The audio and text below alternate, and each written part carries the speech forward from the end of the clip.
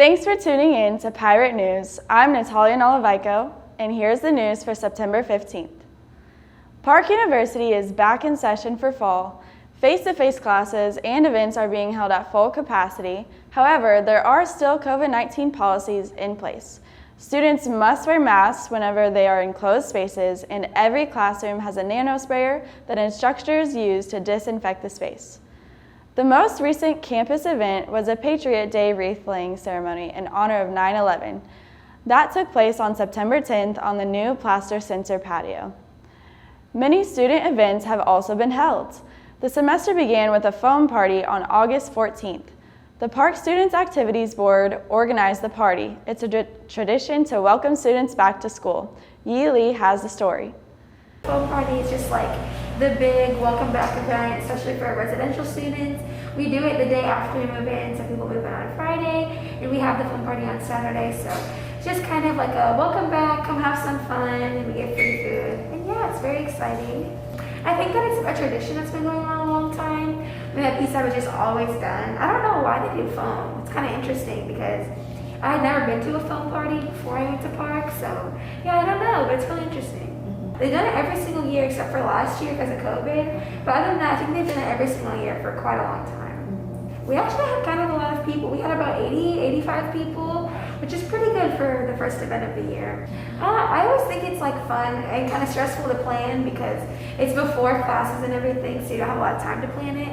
But I think that it turned out like pretty fun. So it's kind of nice. It's a good way to meet everybody. Like you haven't seen everyone all summer. So you come back and you're like, oh, I'm going to see you at the foam party. Yeah, I think it was pretty successful. I think we had a good amount of people. A lot of our candy was gone, which is good. So I think it was pretty successful. PSAB also held a bounce event on September 9th on the chapel lawn. It featured several inflatables in a mechanical bowl. The nursing department held its inaugural white coat ceremony on August 20th in the Graham Tyler Memorial Chapel. This ceremony is a rite of passage emphasizing the importance of compassionate patient care at the beginning of nursing school. Visit stylusonline.org to read the full story.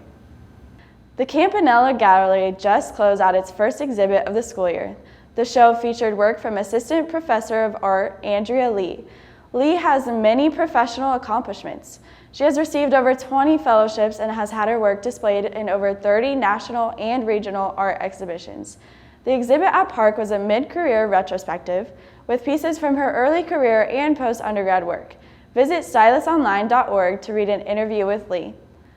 Park athletic teams are back on their fields, courts, and pitches for the 2021-2022 season.